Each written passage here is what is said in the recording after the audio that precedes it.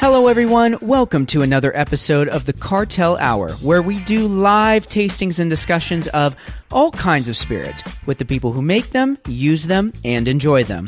My name is Cameron Stevens. And my name is Seth Benheim.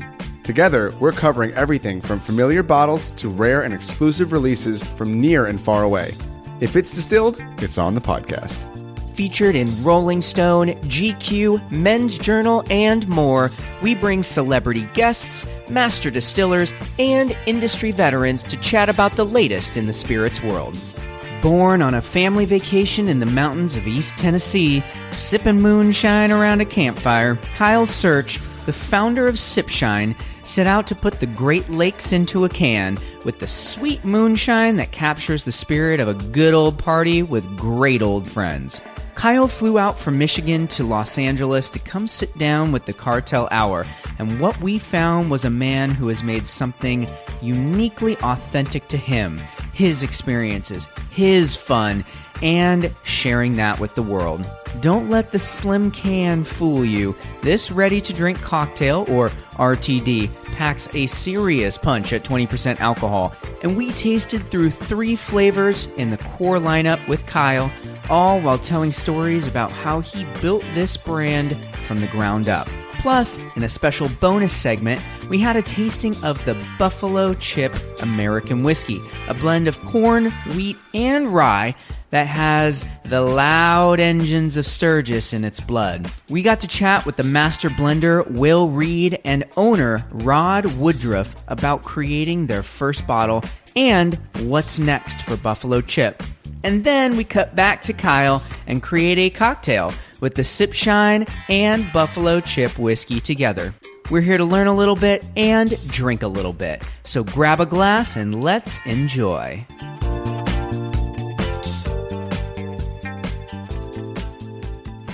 Welcome back to the Infusory for another episode of the Cartel Hour. My name is Cameron Stevens. And my name is Seth Benheim. And Cam, what are we drinking today? Oh, we're sipping and shining, and we have the founder himself, Kyle Search. Kyle, how's it going, man? It's going great. Thanks for having me out, guys. Thanks for coming out, Kyle. Thanks for coming out, because you flew all the way to us in Los Angeles. That's very kind of you. I did. And yes.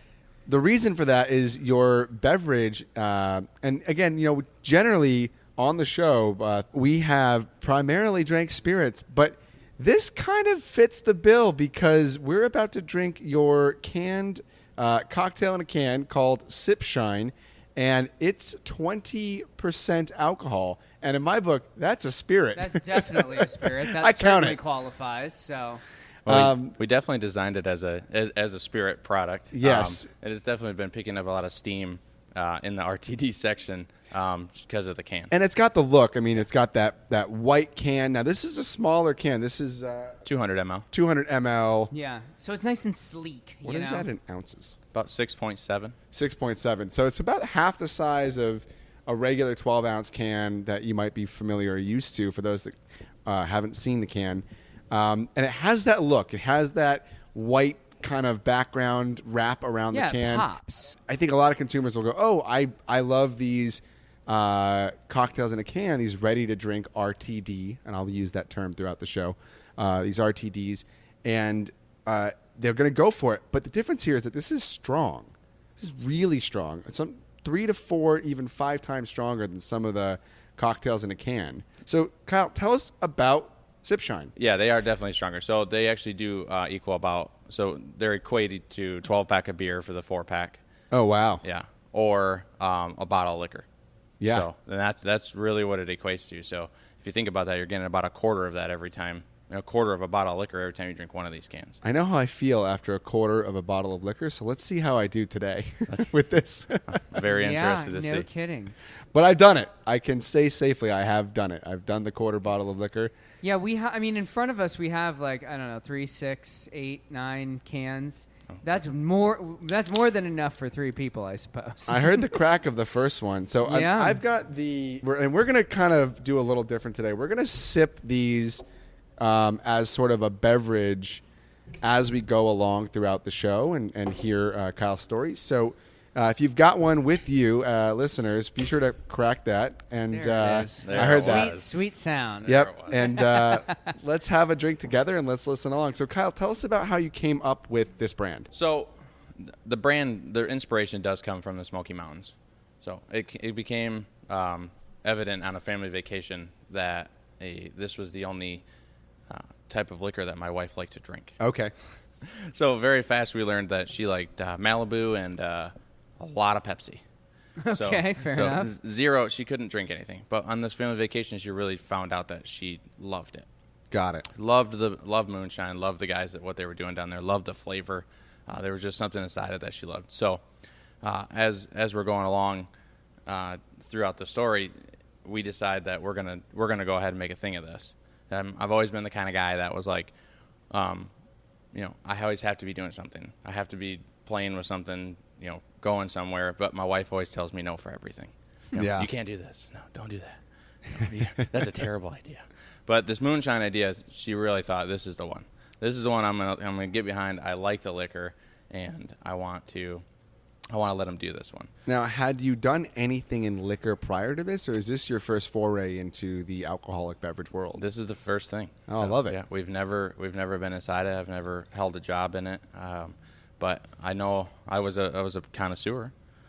So I was a big bourbon guy. Loved going on the tours. Loved going down to Louisville and hanging out in Kentucky. And but then once we found the Moonshine world down in East Tennessee, that was we very quickly changed over to being Moonshine people. Gotcha. So you were drinking a lot of moonshine. We were. Yeah, Gotcha. so we became the Moonshine guys, me and my brother-in-law. We became the Moonshine guys because the first year we came back with 3 jars. The next year we go back to East Tennessee. We come back with, a small cooler full, 6 to 12 jars. The next year we come back with, a large cooler and a trunk full. So we just kept bringing back more and more and more. So every party we went to, every campfire, pool party, whatever. You were bringing it. We were bringing it. We were the Moonshine guys. So, and it evolved from there to us trying it out, figuring out how to flavor it. So we are drinking the Raspberry Shineade. Yep. And this is kind of a combination of berries, lemonade. So tell me about the ingredients. What's in this? What am I drinking? Yeah, so you have actually 4 different berries inside of that. So you have strawberry, black cherry, muscadine, and then raspberry. Muscadine? Yeah, what Muscadine. is that? So muscadine is a grape grown on the creek banks down in Tennessee. So it's a very sweet berry, but it also has a nice little dryness to it. So they use it in a lot of wines.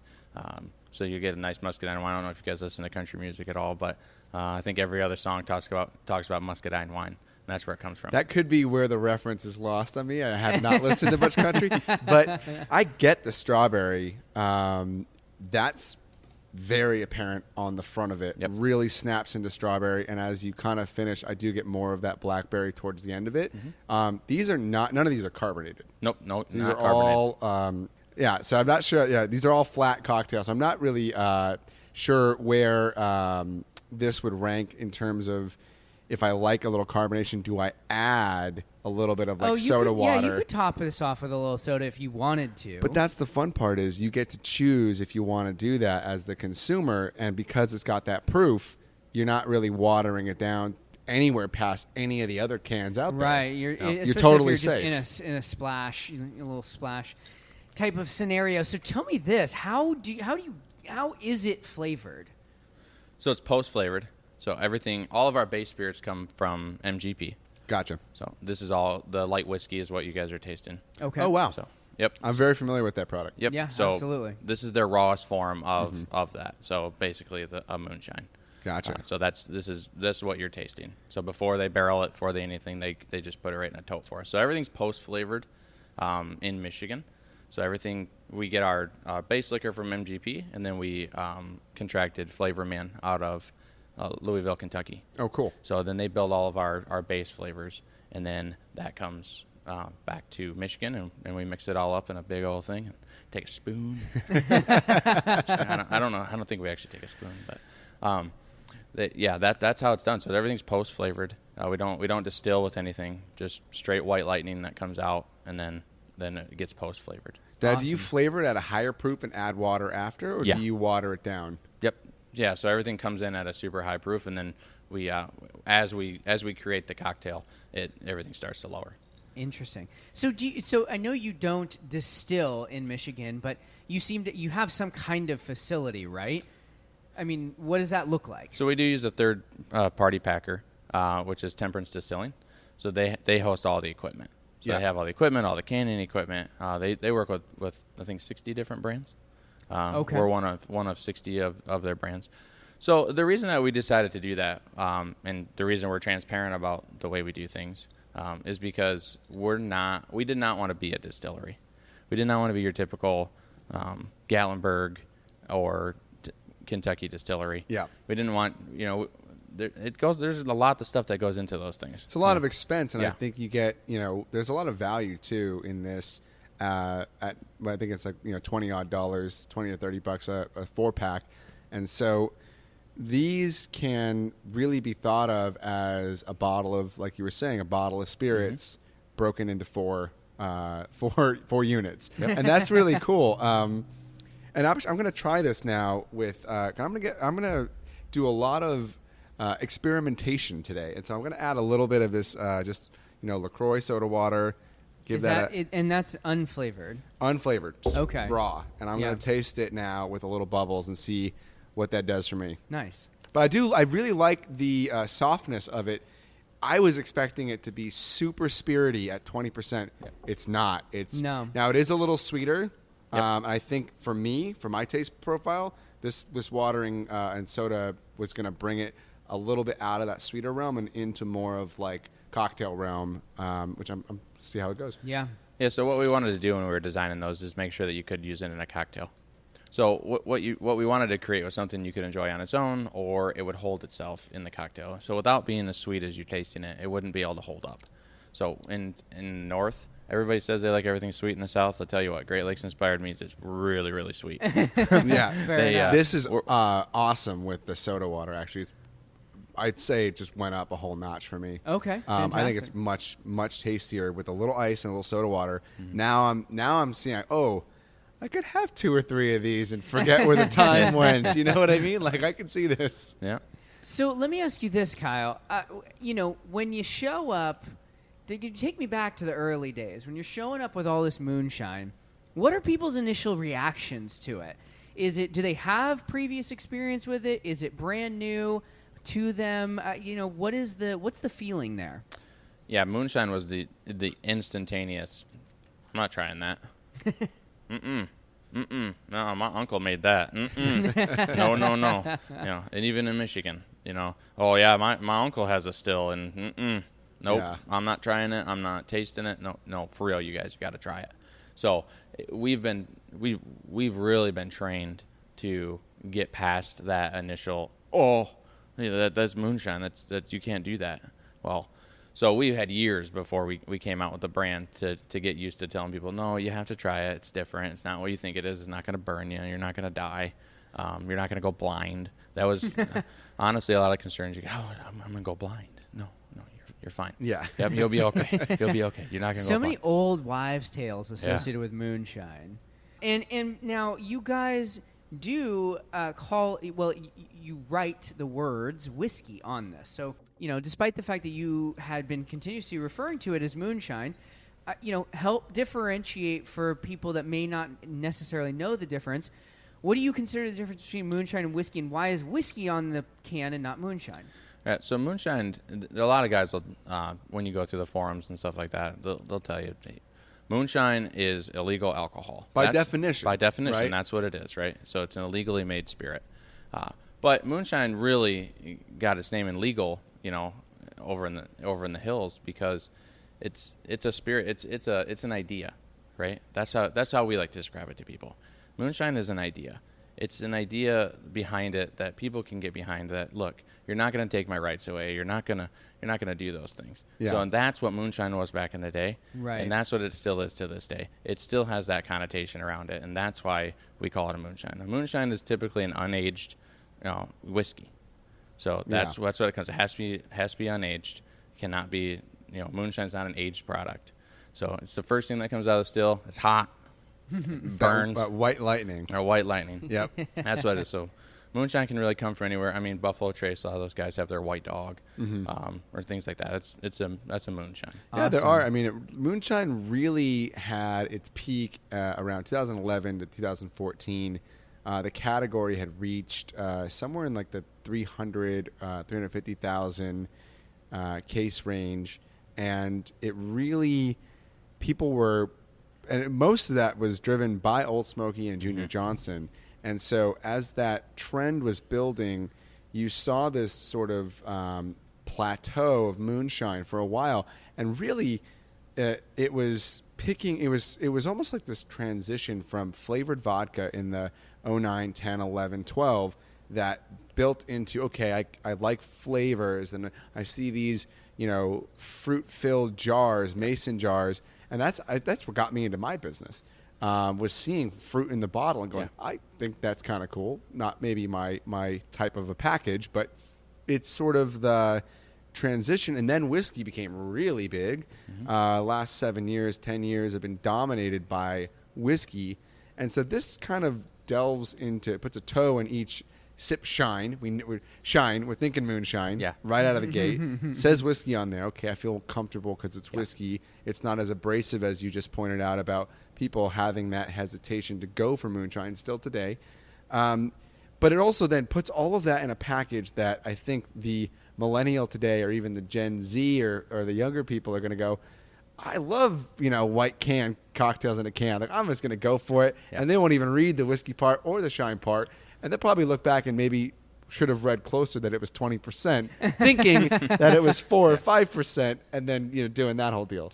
What's nice about this is we really listen to the consumer, for the branding portion of this. Why we went to our local stores, and the moonshine craze was there. It kind of came back down, and it kind of stabilized itself, like you said. Yeah, it really has. So we went and we went out and tried to figure out why it's a good product, right?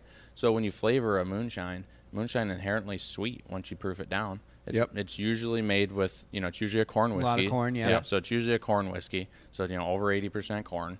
And it's just, it flavors so well. And it doesn't have that burn. It doesn't have a lot of, what you would expect out of like a flavored vodka, that has a little bit more flavor to it. Like the moonshine's just not there.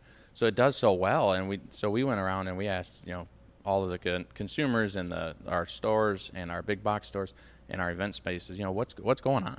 Why do you guys not have this product in your store? And they said, well, what do you want me to do with it? That's what the answer was. What do you want me to do with it? And they put it on the bottom shelf, and that's the reason why it's not out there.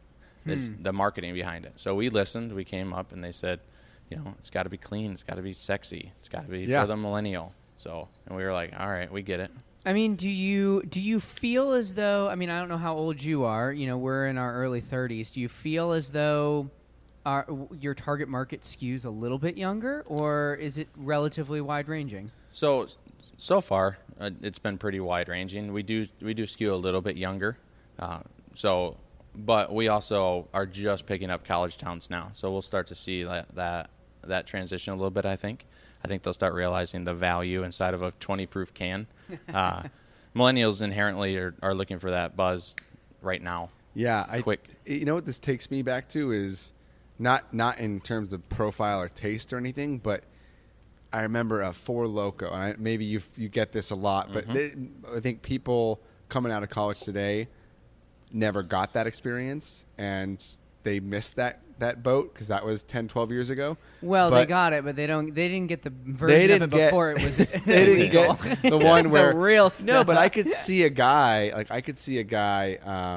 doing a YouTube of this and trying to drink the whole 4-pack and progressively getting drunker and drunker as he finishes all 4, because it is like downing half a bottle of a fifth at the proof of it'd be like downing half a bottle of a 40% alcohol or a full bottle of a liqueur, and that'll pretty much get to most people, unless you're if it's 6'5", not, 250. I have some questions for you. Yeah. So what the difference too is inside of this unaged whiskey, right, or moonshine, is that your body is not used to that.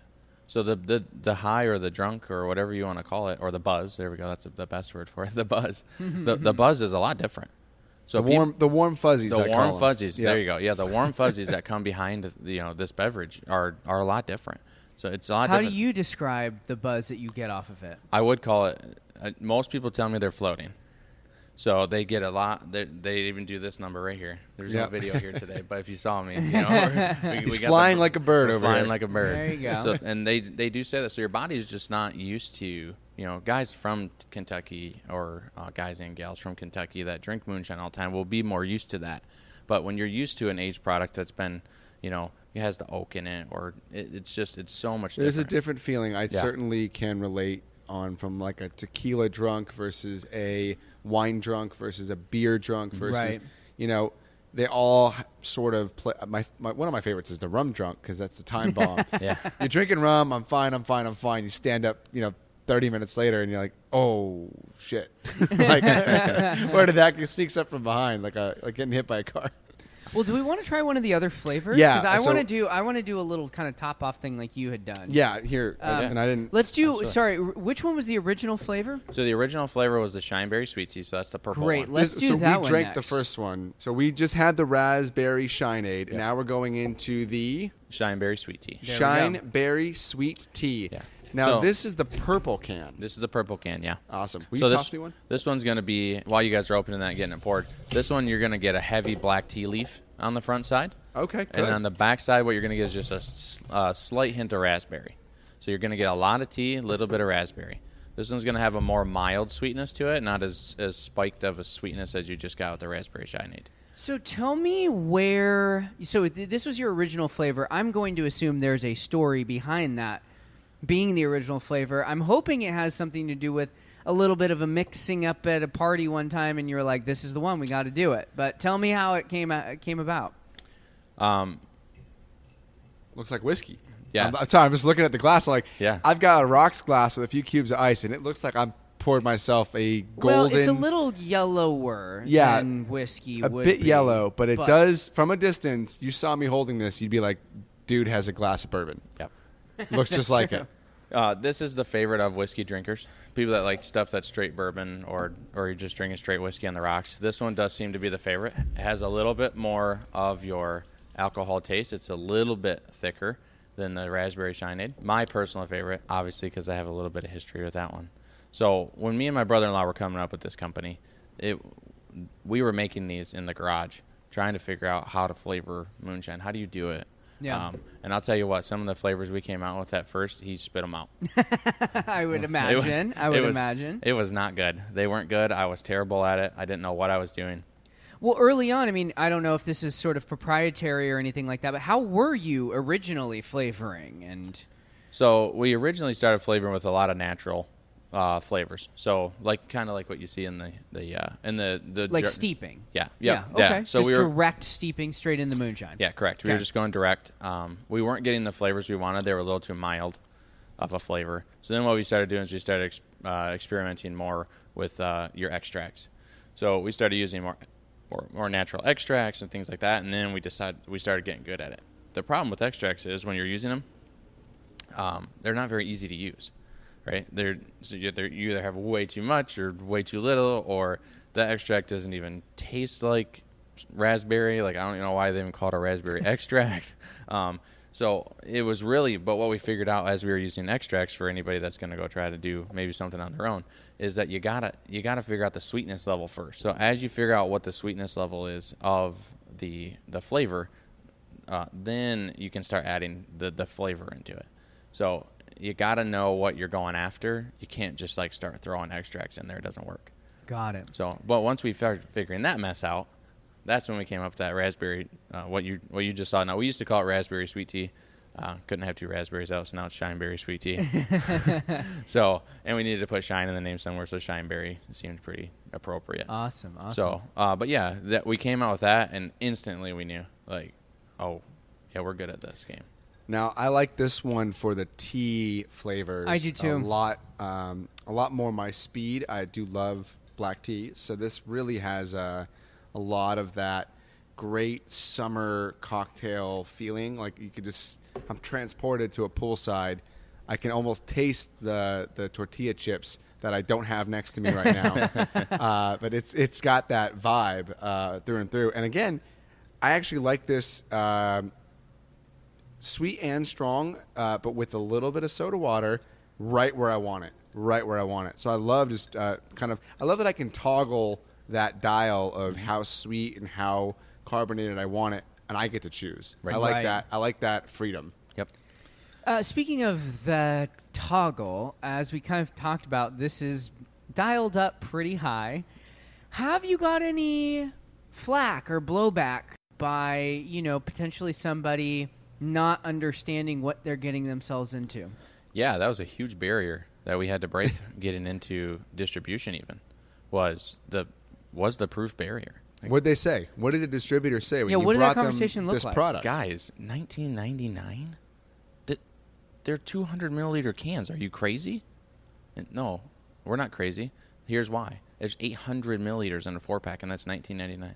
Your typical mason jar is $23 to $25 on the shelf. Well, all we're asking you to do is be $19.99. You can save money and get more alcohol. Oh, I get it. I get it now. And that's how and they change pretty fast.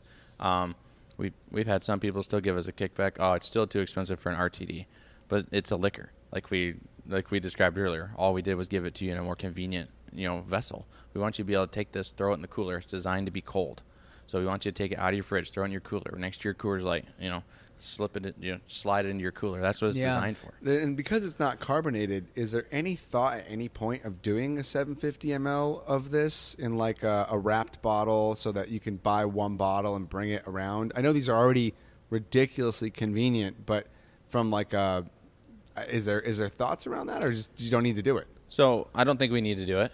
Yeah. I think we will. Fair. I like your honesty, Kyle. I think especially with some of the special flavors we have coming. So like our caramel apple sucker, I feel like it's just kind of Your what? caramel apple sucker. Caramel that- we apple don't have that sucker. one. Oh, it's not here yet. Oh, okay. It is approved. It's DTV approved. So all right. it is an approved flavor. Caramel So we can apple release sucker. it when we're probably going to release it next fall. But I see like our specialty stuff coming out like that.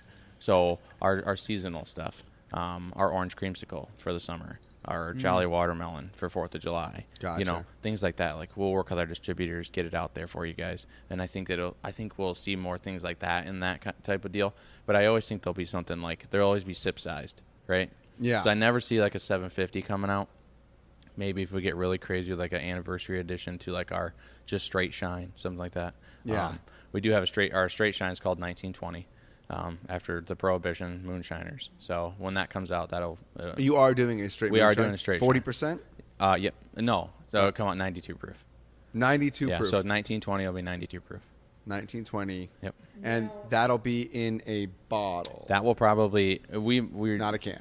That will probably not be canned. Got I it. can't see anybody wanting to drink a 92 proof moonshine. You know out of what? a can. They're, You food- never know. Food for thought. They do it with slow and low. They have those I little love baby them. Yeah. cans, and those are foolproof. Yeah. Those are, they're, I think, 100 100 ml. So they're half the size of this guy. Maybe even 50 ml, actually. I'm not sure. They're 100. 100? They are 100. The only reason I know You is sound because like you know. we literally bought the same cans. Got Thought it. we were going to be 100 milliliter. Funny story how we got to be a 200 milliliter. We were going to be a 6-pack of 100 milliliters. So we were going to be 600 mLs. Yeah. But what happened was we took our Arnold Shiner, which we're going to drink here in a minute, and I took it to a golf course, and I put it in the cup holder of a golf cart, and Yeah. it disappeared. Oh, you couldn't reach it. Couldn't get it. Yeah. I couldn't get it back out. So we said, how are we going to fix this problem? Because one of our flagship products is going to be a golf course, related product, and I can't get it out of a golf cart. That's not going to work at all. So that's how we got to be a 200 milliliter. It's always, I love hearing how things came to be, like why these things, but those are real practical things that you only figure that out through trial and error and getting out into the world and actually applying the product to where you're going to be, what you're going to be doing, and sort of seeing how it plays out. I'm really curious about that moonshine. Is that going to be a white lightning or more of a barrel aged? No, it'll be a white lightning. White lightning. Yeah, and it is It is good. Smooth. It is smooth. When can we expect these things? I mean, you got us. You're tantalizing us with Jolly Rancher and Caramel Apple and the. We have a huge surprise coming next summer. Next summer. Yeah. Is a lot of this stuff pushed off because of coronavirus now, or this was always the plan? No, the whole plan was obviously this year's the 100-year anniversary of Prohibition, so we wanted to drop the brand spring of the 100-year anniversary. Yeah. All of our sports venues that we were going to, we had games on the field where the sheriff was chasing the bootlegger, and I mean, we had tons of branded stuff going for the 100-year anniversary. Unfortunately, when March hit, you know what happened. The world shut down, and we couldn't. There was no more. So it took us a little bit to get it out. We didn't end up getting the product out till June, so we're a little bit behind where we'd like to be. But yeah, we wanted to drop it on that 100-year anniversary and get these flavors out to you. But yeah, I don't know those other flavors. I don't know exactly when to tell you guys are coming. I think we'll have to feel out the crowd and see what you guys want. Yeah, and to a certain extent, I mean, I'm told and can see as well that you guys have grown relatively quickly. To a certain extent, it might be good to just focus on your core for a little while and make sure you don't grow too quickly. That way, as you begin to diversify, because you're telling me you're just getting into some college towns, and I'm sitting here thinking to myself, that's got to be one of the biggest portions of the market. So hitting that first and getting established and then building from there, I would imagine is certainly on your mind. Yeah, college towns are certainly on our mind.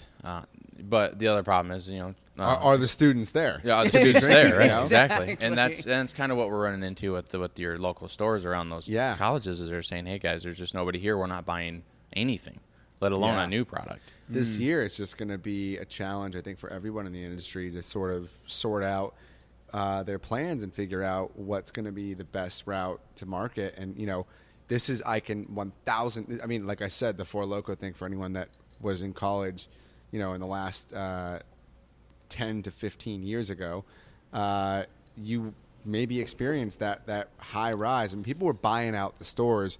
When they found out that they were taking out the taurine and the guarana and all that stuff, they were buying out the stores in droves. I mean, I think they had to start allocating that stuff as they sold through the last of it. Yeah, it went on eBay and stuff. And so in the same sort of fashion, this product has that college sort of application. I can just see myself 10 years ago, 15 years ago, drinking this stuff. I could see it. Yeah, the TikTok crowd is something we're really hammering hard right now. There's a lot of drinks people on TikTok. Yeah, a lot of drink people on TikTok.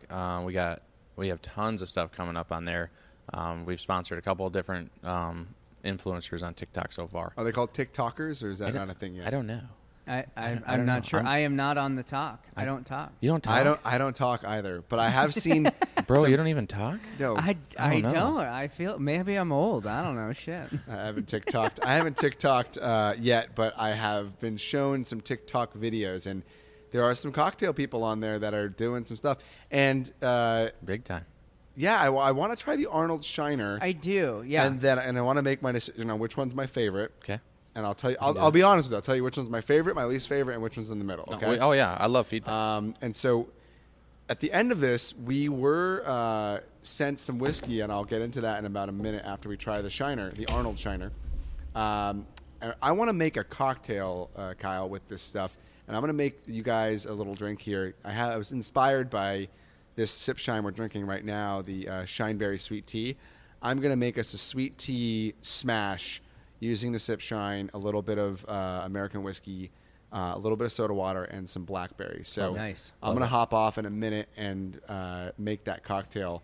Well, as we start sipping on this one, what I would love to know, because we were kind of talking about this a little bit before we turned the mics on, you guys don't take yourself very seriously. No. As a brand. Tell me, is that just because you don't take yourself seriously and it's an extension of you? Was that a deliberate choice? What is that feeling like for the brand? So that is a reflection of me. Okay. So I don't take anything very seriously. This was meant to be a fun thing, and we want to keep it that way. We want to make this something that's fun for everybody, not just fun for us. So It's not hard to understand what it is. It's not hard to understand what the flavors are, and it's not hard to drink. And that's what we want to get across, and that's how we want to come across in all of our advertising, our marketing, and our feel. We want you to sit around the pool, and we want you to be like, man, I'm sipping some Shine, man. You know, like, woo! Like that's who we are. You know, we like to go on cruises. We like to sit in the backyard on bonfires. We like to go mudding. We like to golf. You name it. We're such a diverse group of guys that are involved in this thing that we want to take everybody's persona and put it inside of it. I'm a California boy through and through. What is going mudding? I think I know what it is, but I want to hear Kyle explain. It's actually one of our top demographics to date. It's really a bunch of just really fun people that go out and jack their trucks up and get their four-wheelers and their razors and all that stuff, and they go out and honestly, Gotcha. one of our first events ever was at a place called the Dirty Turtle. Okay. So it was in Kentucky. I could see myself at a Dirty Turtle. We got to go there, and we got to experience what they experience. And they climb these massive mountains with what they call a bouncer. So they're literally bouncing up these hills. And I mean, Nice. it's just a party. These guys just love, going out there and hanging out and just becoming friends. And that's who we want to be. We just want to be there for them and have fun. Yeah, I think that sounds like the perfect kind of demographic too, because this is something that you really, you can't take yourself too seriously when you're knocking back 20% ABV cans of Shine. And so And for the West Coast crowd, I mean, this is an easy, like, beach sipper, surfing, I would associate it with. Picnicking and, like, outdoors activities. Yeah. Camping. Actually, here's an interesting, certainly camping, but this is something interesting. If you're going to go on a hike and you want to have something, say, at the top of the mountain or what have you, it's a hell of a lot easier to fit this little can in than really anything else that you might Absolutely. in your pack. It's very lightweight. Not having to haul up a bunch of stuff. And if you're a golfer out here on the West Coast, think about how many Arnold Shiners you can put in your bag. They're just little cans. Yep. You can fit way more in a 12-pack. I feel like either people's golf scores are, well, I guess it would be the opposite. They're either getting, you're shooting way better than expected, or they're just, going into triple digits easily if they have a little bit too much. Yeah. Well, we call it golf's newest innovation. So it's the ball straightener. Yep. It works out great on the course for them. So where are you thinking about the Arnold Shiner relative to the other? So I actually, it's kind of funny. I actually think this one's my favorite. I quite like it. You're pulling a Cameron on me. It's my least favorite. Oh, really? Yeah. I think I'm a 2-1-3 guy here in that I love, my favorite by far is the Shine Berry Sweet Tea. That was second. That's second. That for me. one I love. It really brings all of that tea flavor. I could see a number of people I know really gravitating towards that. I think my wife drinks a lot of tea, iced teas and hot teas and stuff. She would love that one for sure. The raspberry Shine, or the Shineberry, I should say. Let me get that right. The Shineberry. Yeah. Is my second favorite for sure. Oh, really? Okay. Because I like the fruit, that little combination of those four fruits that you guys have in there. Yep. Really kind of, it's a wave of those flavors. And then I gotta say the Arnold Shiner, I'm not getting what I want out of it. It's not for me, but why do you like it? It's your favorite. I don't know. It is. So for me, the raspberry is a little sweeter than I would like. I mean, I certainly see the demographic for it. It's just, it's not me personally. I like the tea and raspberry flavors are really good, but honestly, I'm picturing myself. I mean, this is not the ideal setting for tasting this. This is an outside, active, in the sun. And honestly, I was just thinking about being on the beach, and then I had a couple of sips of this, and I was like, "It's the one I want on the beach." So that's why it landed as my favorite. The Arnold Shiner is a lot different than it's an iced tea. So it's an unsweet iced tea on the front, and the backside we took the lemonade in a typical Arnold Palmer, and we took the lemonade out. So what happened with that lemonade is it went to as sweet as that raspberry Shineade, and you were like, it can't be that sweet. So what we did is we ended up switching it for a lemon. So that's probably why you're picking up on that little bit. It's more citrusy. It's a little tart. Yep, a little bit more tart. A little more sour. Yeah. But this is definitely when it's 95 or 104, or I don't know what it is outside It's today. hot. We're in a It heat was wave, really so. terrible getting off the plane.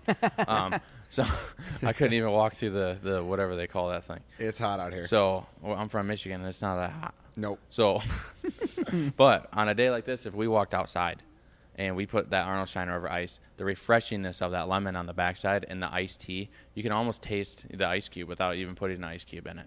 Like, that's how refreshing the iced tea is. I almost guarantee you when you sit outside, like, it'll change your flavor palette. Yeah. So, not that I'm we have not three saying I flavors. don't like it, and I'm actually drinking more of it as we speak. But it's growing on me from my first sip. But I certainly think the Shineberry was exceptionally leagues better than the Arnold, and it's just maybe that I'm more of a black tea.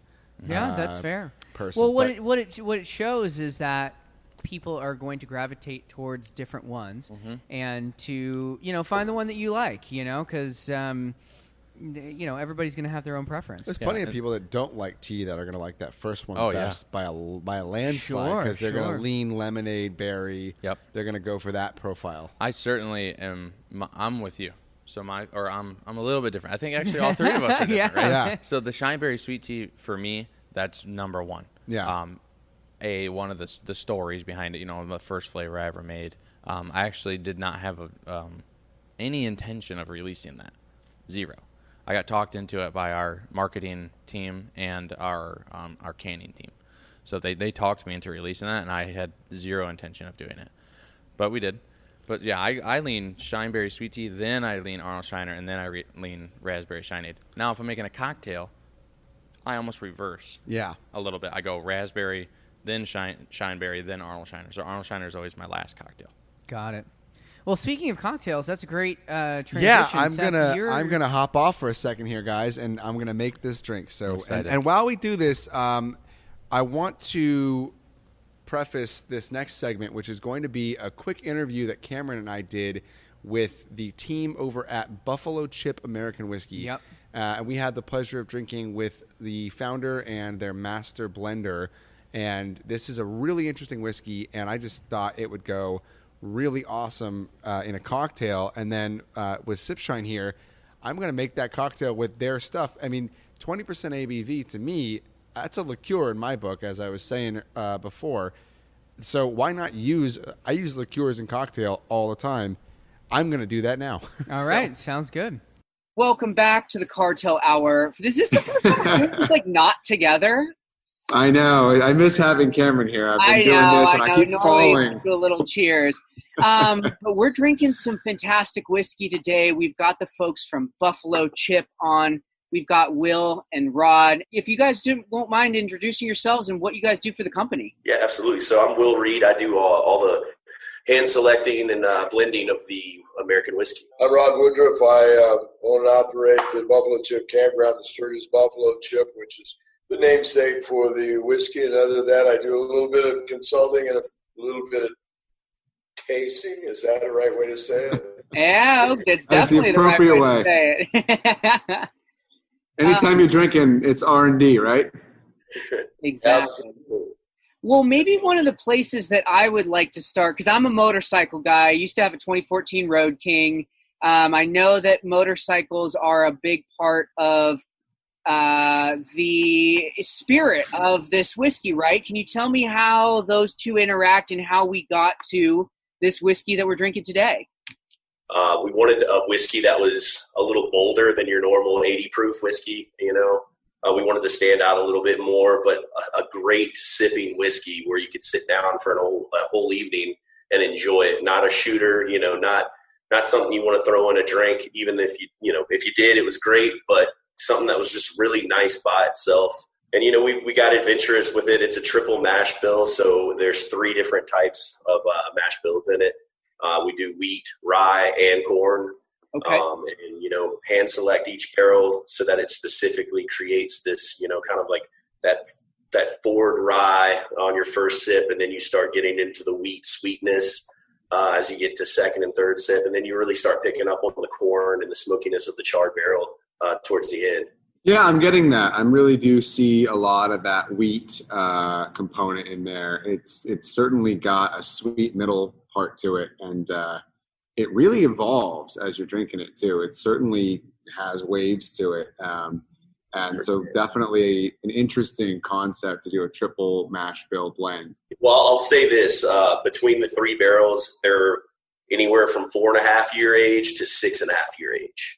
Well, one question I have is, so you've got this entry single product. Are you guys going to get into just bourbon or just rye or higher proof age statement stuff? Or do you really want to keep it single to just this one product? So this will always be around. This is our flagship for sure, but we have a really exciting thing coming out. It's called Woody's Reserve. That's coming out this fall. Right. So that's cool. it is a higher proof. It's looking to sit right around 104. Okay. Nice. And you guys won the silver medal at the 2020 San Fran. So this, I assume this is the first year this product has been out.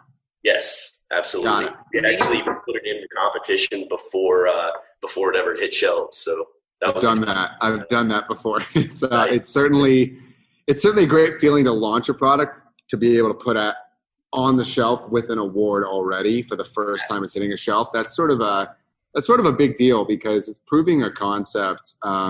There's a lot of unknown, and there's a lot of risk, and there's a lot of uncertainty when launching a product. Well, Alton stopped out just checking out Buffalo Chip, South Dakota territory here, looking at some of the geography, the beautiful Black Hills, and had a couple bottles of Canadian whiskey that we tried to convince ourselves was really good, and just didn't seem right. We didn't have any American whiskey that we thought we wanted to drink, and so actually Alton went back to Nashville and rustled up Will and a couple of folks, and they started coming up with how we're going to get exactly what we want, and really that's exactly what they got. And it's like Will said, the reviews on this, we've not found anybody that didn't say, whoa, this is nice.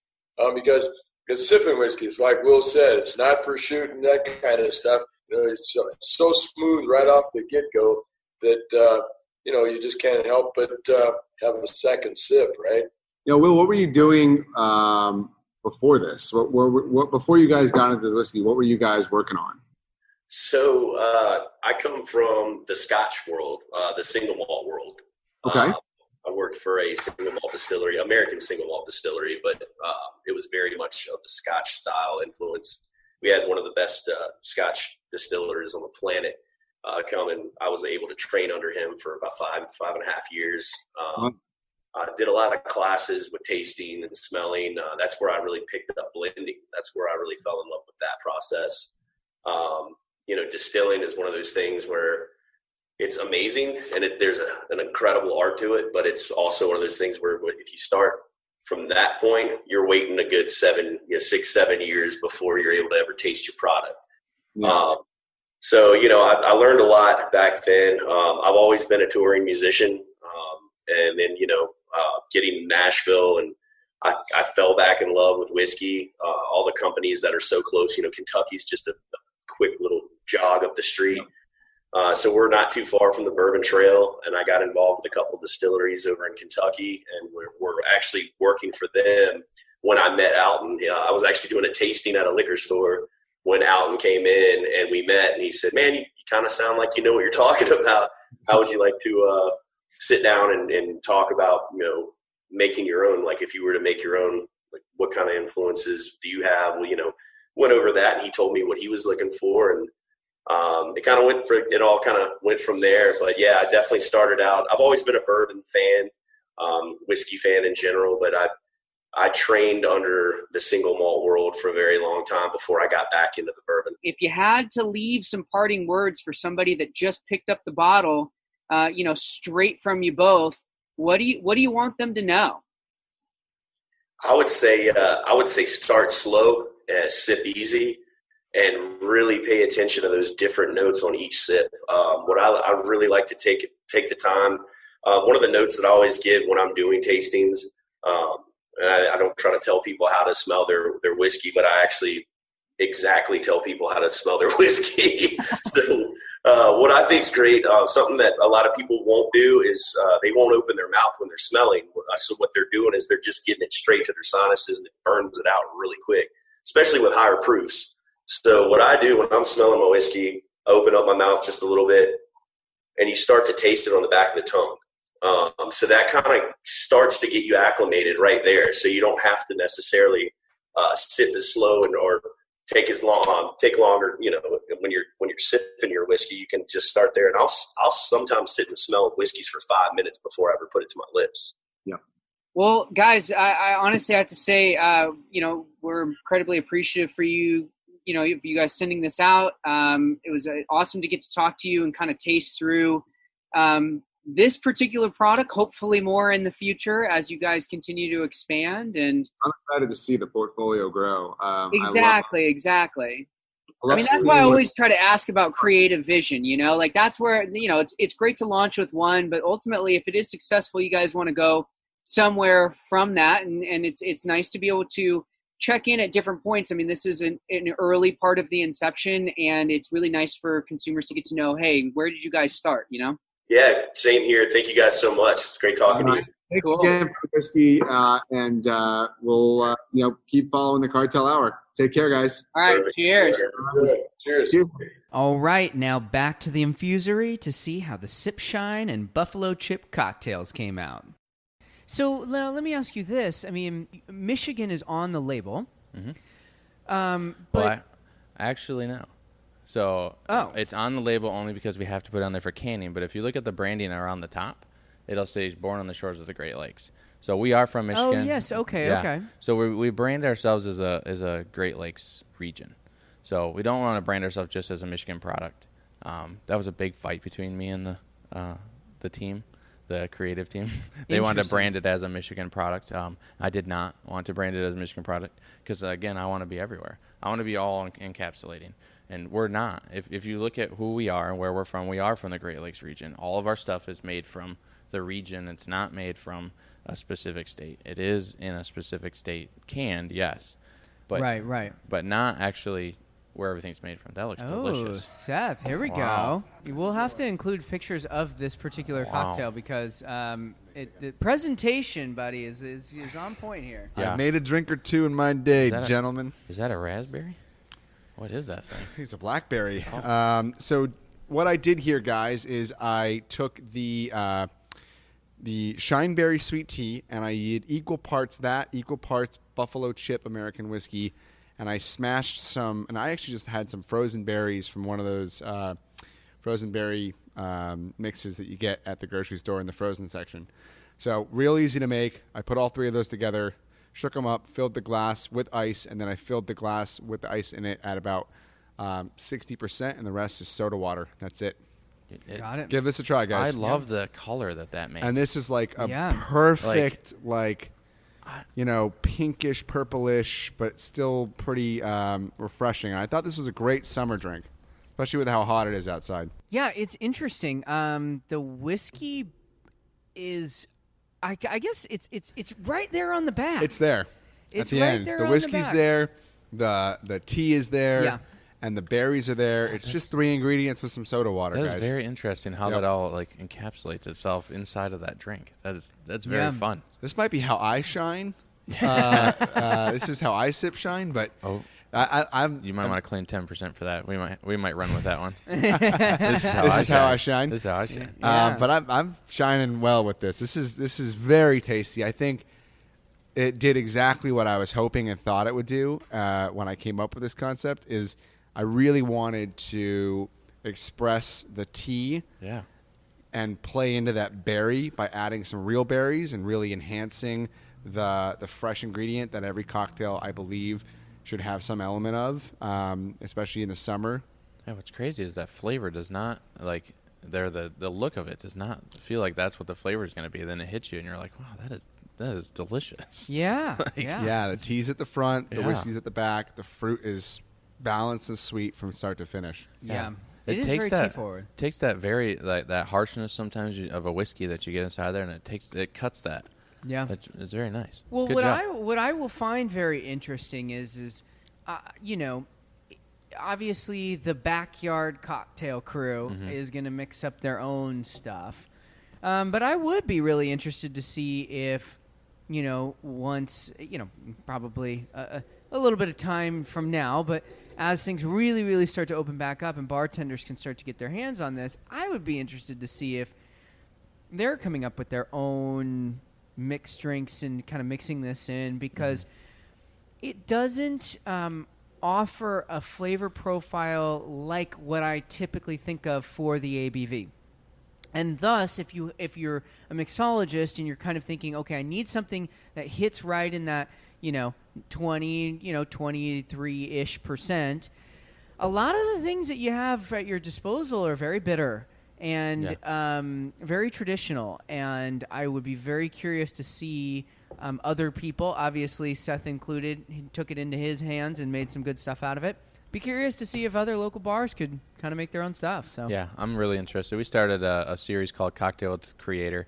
We do it on Monday nights. Sorry, shameless plug. Tell us about it. No, tell us, please. So yeah, on Monday nights we do Cocktail with the Creator. So we go live every night, every Monday night at 8:00 Eastern time. So we do one cocktail a week. This last week we did one called the Berlin Burnout. It's for a local racetrack that we sponsor.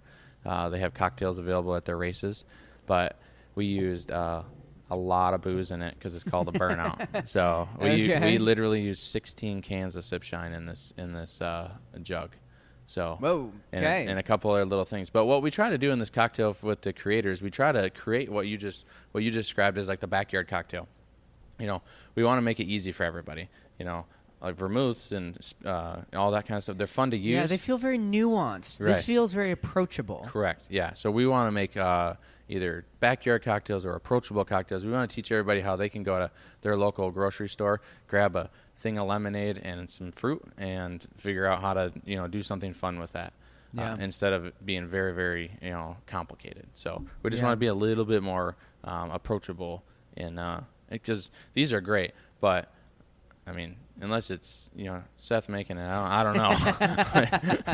It's hard to make. Well, we'll definitely put the link to the cocktail itself in the show notes, and Seth can tell a little bit about how he made it, from a written perspective as well, and people can hear. I mean, we probably heard a little bit of the ice shaking in the background, which is kind of fun. Yeah. Well, awesome. Well, Kyle, as we kind of wrap up here, we got to taste all three of these flavors. We made a cocktail. We've got to dive into your story a little bit as well, and a little bit about you as a person. What do you want to leave people with about the brand? I want everybody to know that we are out here for everybody. We're out here to have fun. We want to be involved in all of your communities. We want to be involved in everything that you guys have to do. We want everyone to feel that Sip Shine is that brand, that approachable, that anybody can have it. It's not scary. It's not harsh. It's like nothing else on the market. There's no other 20 proof cocktail that you can drink this right out of the can. You can. And You totally can. Yes, and I did. Yeah, you can drink it right out of the can. We have really fun koozies to keep it cold for you. Like I said, I just want to leave everybody with that. We're that kind of brand. We want everybody to feel like a lot of, when you ask us questions, a lot of who's answering that is me. So That's we awesome. do have a marketing team. We do have a creative team, but a lot of the comments that you guys will notice that come off our social media are from me. It will say Kyle on them. I am there. I am here to answer everybody's questions. I am at events. I'm there, and that's what our brand's always going to stand for, and we'll always do that. That's awesome. I think there's elements of being there and responsive on social, being transparent about how you guys make this stuff, where you guys make this stuff, and that, not too seriously taking not taking yourself too seriously element. All those things really kind of come through. And I think at the end of the day, what you've created is just a really fun brand. This is just a lot of fun, and I can see people doing things that you probably haven't even thought of with this yet. I can't wait. And I think you're in for a learning lesson, because you've created something pretty versatile that can be used in a lot of different ways, like this cocktail, and just it's gonna expand and explode into ways, they're going to start freezing it and get into that proof and making popsicles out of it. And people are going to be doing all kinds of shit, and you're going to be sitting there going, man, I'm really excited for where this has gone, the path it's taken. So congrats again on the success.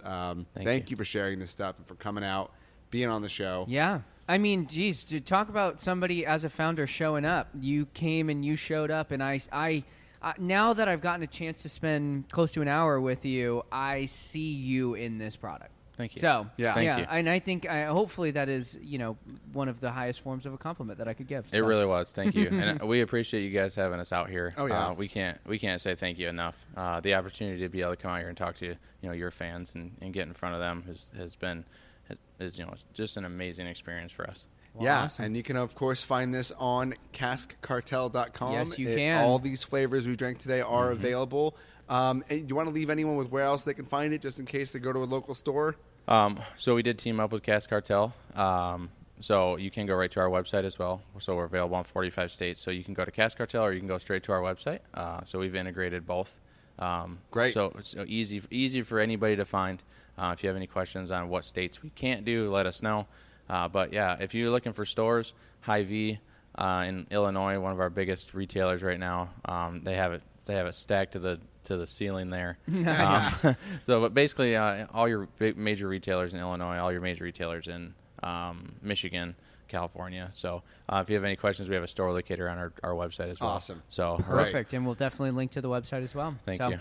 Well, thanks again, Kyle, man. Thank you, guys. Cheers.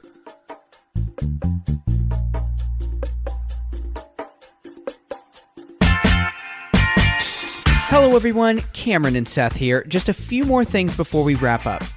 First, you can always head on over to cartelhour.com for the show notes, which will include links to all the spirits mentioned and, of course, consumed on the podcast. Absolutely. If you're interested in purchasing any of the spirits mentioned on the podcast, go ahead and click any of the links to be taken directly to those spirits or visit caskcartel.com. They are America's largest online premium spirits marketplace and have been featured in Rolling Stones magazine, Men's Journal, The Wall Street Journal, Forbes, MarketWatch, and many others. Yeah, they are awesome and super mobile friendly too. They're a fantastic resource to search through different types of spirits, and their platform is easy and straightforward. If you don't love driving around to every single liquor store in town and hoping they have what you're looking for, Cask Cartel is certainly the best e-commerce spirits platform I've personally come across. Couldn't agree more. And you can find them on social media at Cask Cartel, and you can find us at Cartel Hour for the podcast, where you can find information about upcoming episodes and live tastings at the Infusery. And speaking of those live tastings, for those living in or visiting the Los Angeles area that are truly intrigued, if you want to drink along with us, we would love to have you come and enjoy an evening at the Infusery to drink through a carefully selected assortment of spirits. We offer custom flights and have a robust library of over 700 spirits to choose from. Visit our website for more information on how to become a member of the Cartel Club. And if you're a spirits brand that would like to be featured on the podcast, please email us or send us a direct message on Instagram. Thank you everyone for listening, and remember to always drink responsibly and in good company.